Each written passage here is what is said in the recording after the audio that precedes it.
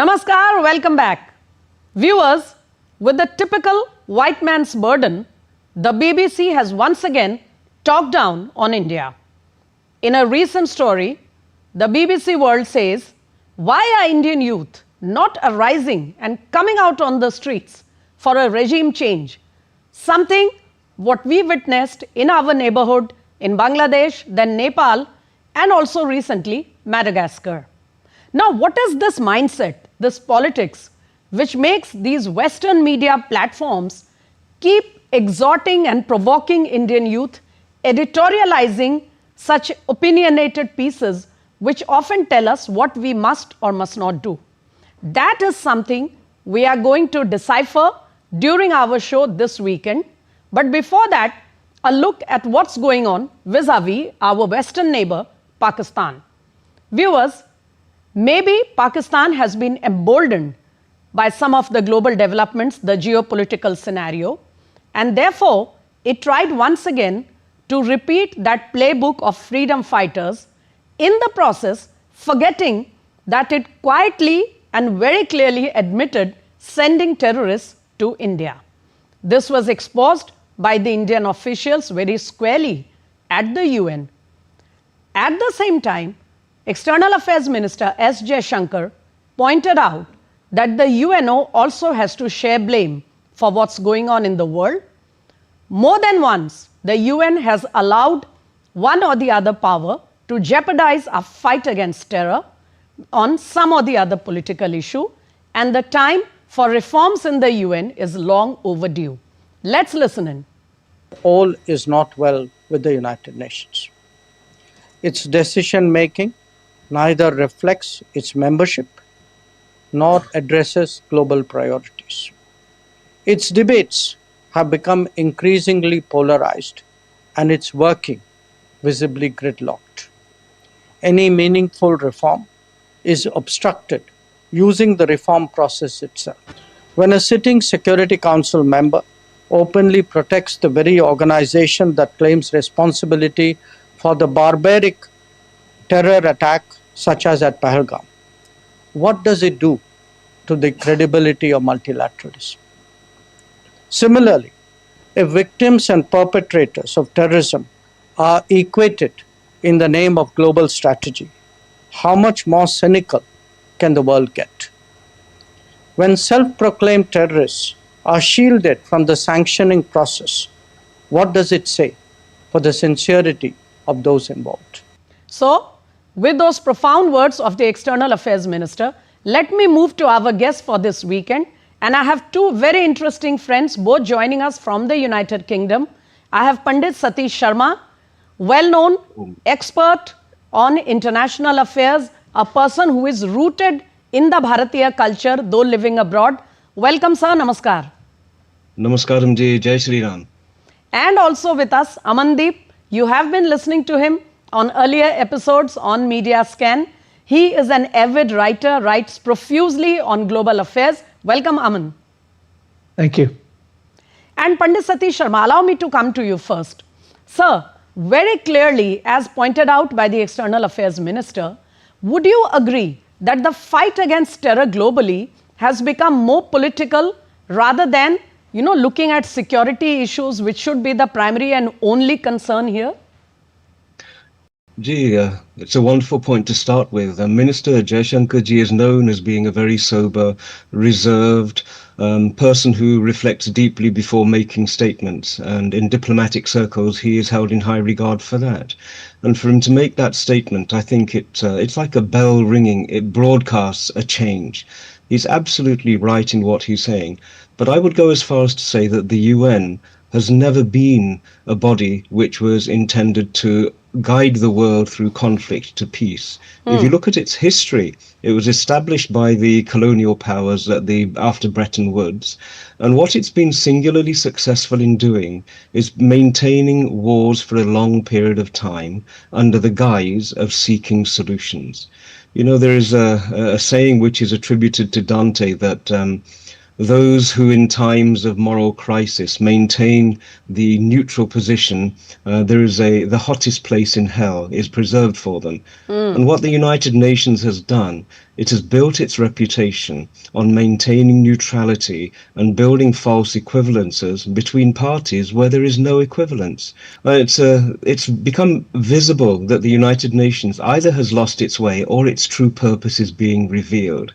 It's no longer a body which can say it's the protector of human rights. The very composition of the Human Rights Council screams that it has absolutely lost its moral compass.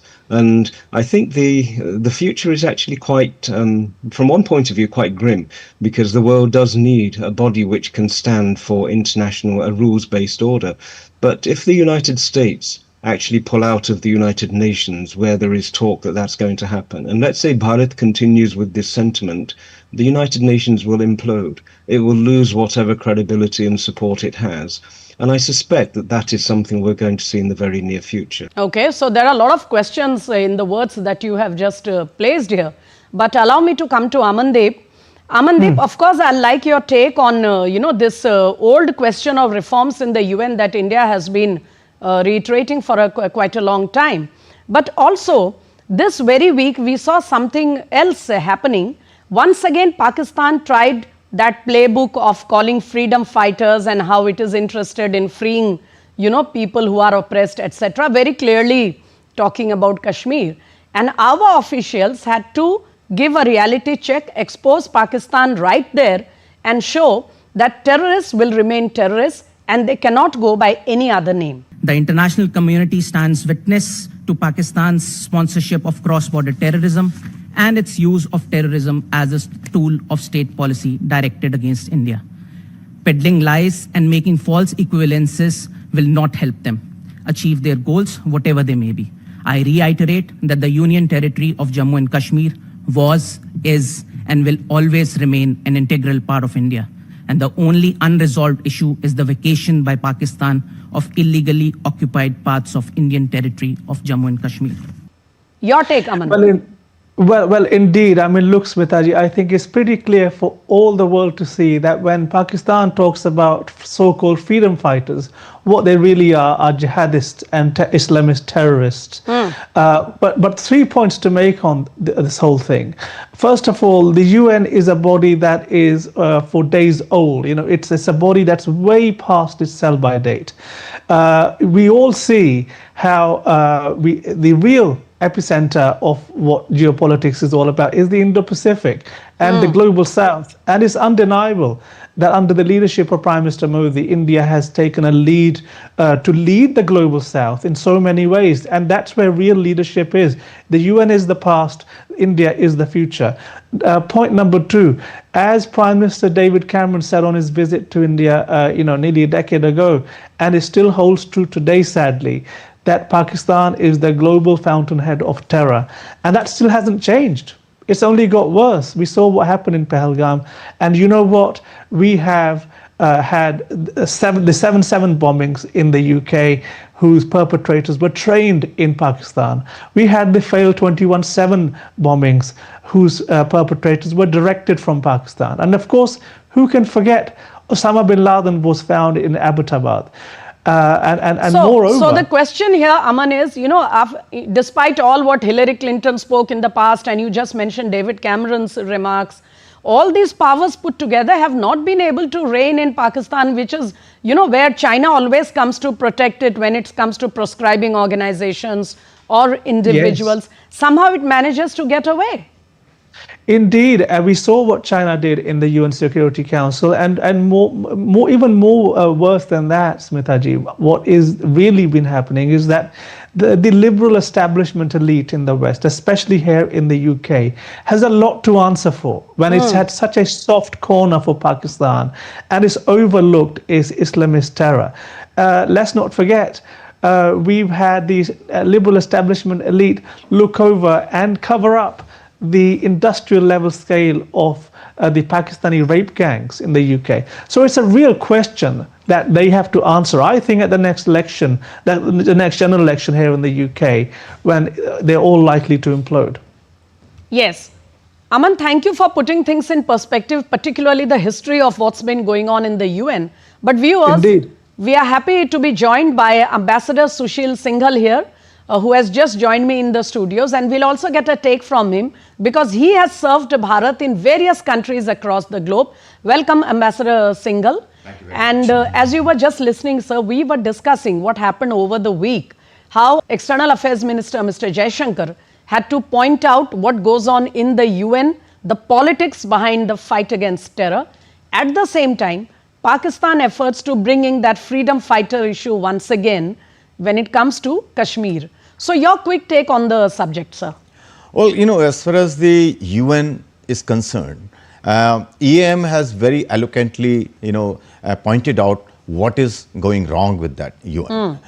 Because, like in any institution, when we started with UN in 1945, there were only 51 members. Now we have 200 plus members. But the distribution of power remains the same. And the global south, which is 100 plus countries, they don't have any representation. Correct. Everybody is talking about global south, their problems, issues. They are the one who contribute most to the peacekeeping operations. But when it comes to the decision making, they're nowhere to be seen. So any institution which does not give representation to the widespread, it is going to die down. Yes. It's going to die down. And so what EM has pointed out, Dr. Jaishankar has pointed out that if we want to keep the UN relevant, it is very important that it reforms itself and take into account the realities of today in the global. But sir, a quick take also on this politics behind the fight against terror. Whenever, there is some organization to be proscribed or some dreaded terrorist, individual terrorist to be proscribed, we often see China coming to shield Pakistan in most cases. And the world's big powers are not able to do much about it at all. Well, this is again a problem, the way the UN Security Council and veto power has been structured.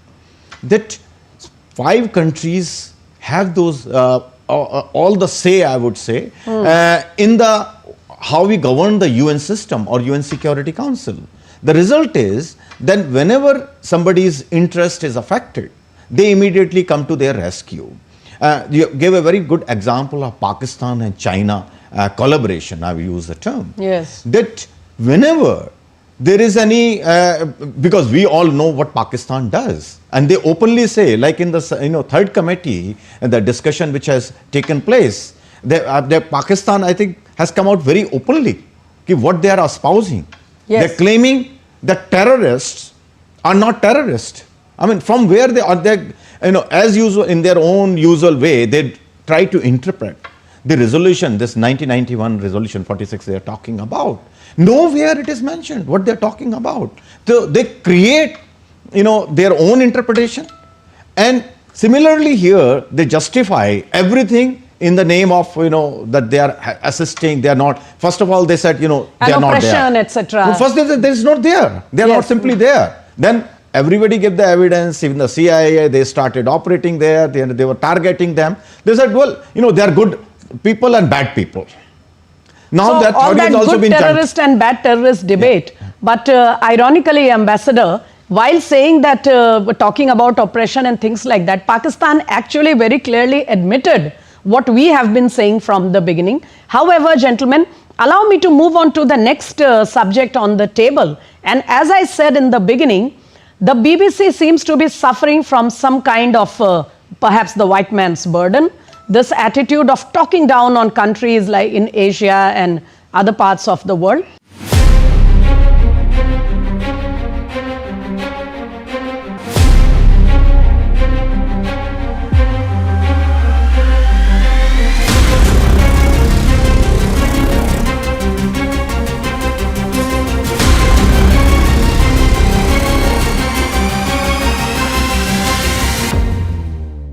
I'll come to Pandit Satish Sharma here and ask him clearly, sir, did you read the story where the BBC questions the Indian youth why it is not coming out on the streets when India is plagued with so many problems? Quick take, what do you think about that story? Do you think it is a fair analysis of the political situation in the country, or do you think it suffers from a bias and opinionated lecture? I would suggest that we're being too kind. You know, I've been observing and studying the BBC. We have done a lot of research on it. We've produced a documentary on it. Okay. And I can say with a great deal of certainty that we underestimate the BBC because we're good-natured people. And good-natured people always see others as potentially almost good-natured, but there's a little bit of work to be done. The BBC is a totally different animal.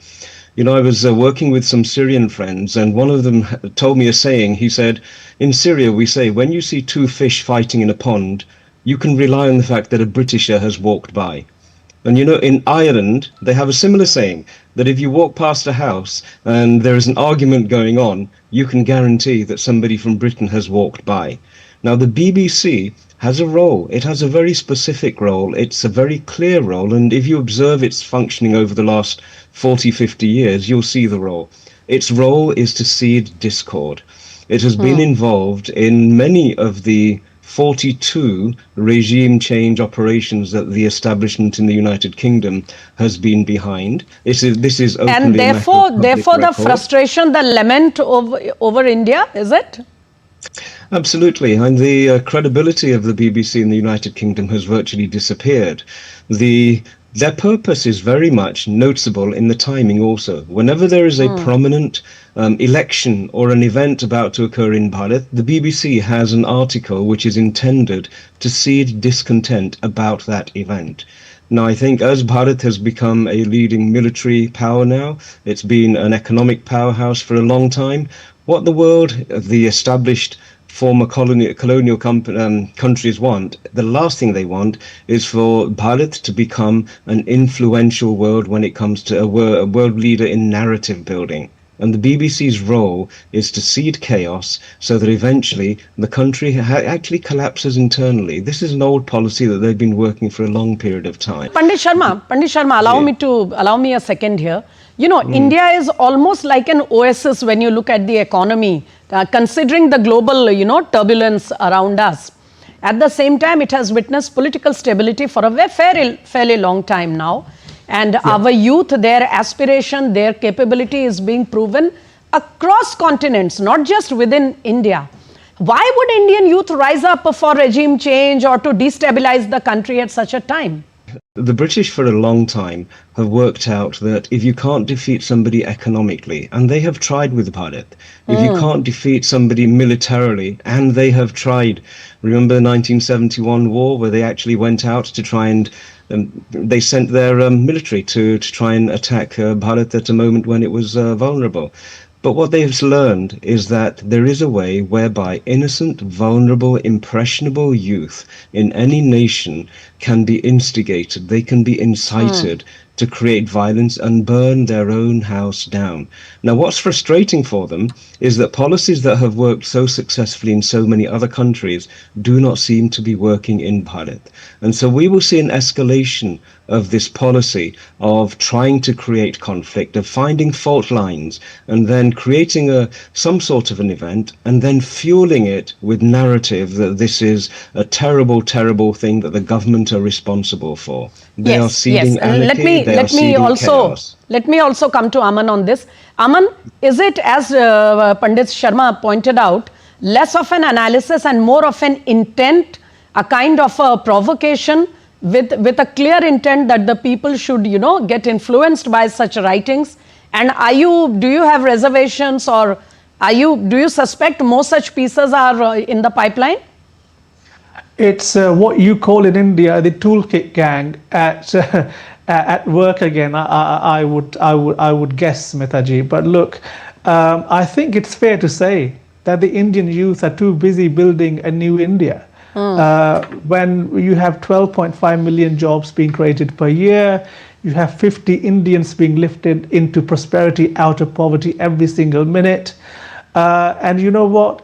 That is the absolute ground for the political stability we've seen in India, the good governance that we've seen in India that has led to such unstoppable economic growth, which is the envy of the world. It really is the envy of the world. The second point I'd like to make is, well, look, have a look at that piece. And you know what, Smita, I'll be honest with you. I didn't actually click on the actual piece because millions of people in the UK no longer trust the BBC to get their news from. So the BBC, gone are the days of the good old BBC World Service when you could listen to it on the radio as the voice of authority and reason and balance. That's all gone. Yes. We have a BBC that is infested with left-wallahs. It has, the Guardian, which is the #1 lefty newspaper in the UK. Its biggest readership is the head office of the BBC. So you can imagine what sort of ideas and ideals they're cooking up in that place. But if you delve a little bit further, this particular article, again, it was written by two Indians who are working at the BBC. Based here and Indians themselves. Indeed. So this very much is, you could possibly say, the hope of the very frustrated left, both in India and elsewhere, that they are simply cannot fathom how Prime Minister Modi and the BJP can for so long get re-elected after election cycle after election cycle of being accused of all the things that used to happen before 2014. Yes. Let's be honest. Amandeep, just hold your thought. Allow me to get a take from Ambassador Singhal here. And I'll quickly come back to you about what's also going on in the UK. I mean, maybe it's time the BBC paid some attention closer home, Absolutely. Ambassador Singhal, did you manage to see this piece in the BBC World? #1. And secondly, we can go on about this story and many similar stories in the past. But what is also noticeable here is that there has been an overwhelming response to the story, and Indians have given back to the BBC about why we don't need such a lecture anymore. I've gone through this piece, if you can call it a piece. But the whole premise of this article, I find very patronizing. It is? #2, what I noticed, because when they are comparing India with Nepal, Bangladesh, it shows... Even Madagascar. Even Madagascar, it shows the bankruptcy of the idea. I'm sorry we're using this term, but they do not know what they're talking about. India, and they are, the premise is in everywhere, what has happened is this youth didn't have a voice for various reasons. And it came out in this form. So they are trying to portray that as if India doesn't have a democracy. They don't have a voice in the system, which is totally wrong. So if we have a system in place where all the grievances and the issues are talked about openly, why somebody will take this kind of form? Correct. So whole premise is wrong. It's faulty. It's totally faulty. And when Sharma ji was talking about the British, I'll just give you one or two examples of that, where the British have gone. The Durand line we are talking about between Afghanistan and Pakistan is creation of British, authority, because they wanted to create problems there. They knew that they are dividing the Pakhtunistan, where the families are on the both sides of the border. Yes. Same thing they did in Jammu and Kashmir with us. They gave away the Baltistan, which was not a part of the, in any case of the issue. It was an Indian territory, even at that time. But one major who was awarded later on by the British, he decided in his own wisdom that, it has to go to Pakistan for whatever the reason. And they awarded him. He should have been court-martialed, actually. Because what he did was absolutely wrong. He has no right to do that. But they awarded him. It shows what the British were attempting to do, because they were fearful of India. They knew that India one day will rise again, what it was in the past. Precisely. And they wanted to create problems so that it got delayed. It happened, of course. They were successful to some extent. But now, India is much ahead of UK. They're nowhere in the picture. They're nowhere in the... They're asking us our help. I mean, I'll not go into those details now. Yes. So, not much time left on the show, but Pandit Sharma, quickly, while we can go on about the legacy issues, sir, is it also not a fact that while there's such a patronizing copies and opinions keep appearing, maybe it's time for the BBC to look closer home? I mean, one issue I can point out here, which we have discussed in the past, is the most harrowing cases of the grooming gangs, When would the BBC exhort its own youth to rise up against these crimes? The BBC is no longer accepted in the United Kingdom as a source of information. It's openly talked about as being a tool of the government and the establishment to control the minds of the population of this country. The example that you have given is a horrific example. I mean, I had a whole afternoon interview with the BBC going back almost 15 years. I had Lord Singh participate in the interview. We had representatives of the Pakistani Christian community, and the BBC conducted a comprehensive analysis. We gave them almost 90 cases of exactly the same phenomenon of our Bharatiya origin daughters being subjected to the same violence by the same group. And you know what? After 6 weeks, they shelved the project. They wouldn't broadcast it. And it's worth recognizing that, they're talking about Gen Z in Bharat being on the streets. The English population are on the streets in this country. They're having marches rejecting the government. Last year alone, some 300,000 households cancelled a compulsory BBC license fee. So they're risking prosecution, but they're protesting by saying, we're not going to pay this tax. And so this is the reality of what the BBC should really be doing. But like I said, we give them too much credit in assuming that they are a genuine, authentic source for news. They're not. They never have been. Okay. And what I'd appeal to is it's about time the BBC were banned from Bharat. Okay, those are harsh words, but increasingly we are seeing such things coming out from their side. Quickly, Amandeep, last word to you. Please be brief. Well, look, the BBC called very valid protesters out on the streets protesting against the Pakistani rape gangs. They called them far-right extremists. These were mums, these were daughters, these were sisters out protesting against Pakistani rape gangs, and the BBC pretended to call them far-right extremists. That's all that needs to sum up the BBC of 2025. Got the point, Aman. So, Sure. so yes, I mean, we can go on about what's going on in the UK, but as I have said at least 2-3 times during this conversation, maybe it's time that the BBC should look homewards and start deciding and telling its youth what to do, even though that is not the prerogative of the media. The media, if it only manages to tell us what's going on, it would be doing its duty well enough. On that note, gentlemen, I'm afraid we have to wind up this conversation, this wonderful, very wholesome conversation this weekend. Thank you, Pandit Satish Sharma, Amandeep Bhogal, for joining us from London, and Ambassador Singhal.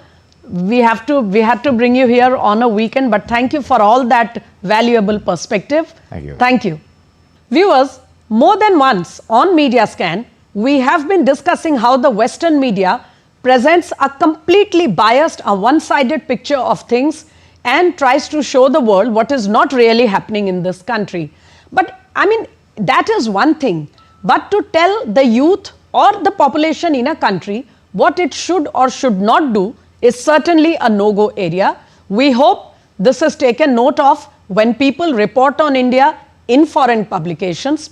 On that note, it's a wrap-up on Media Scan this weekend.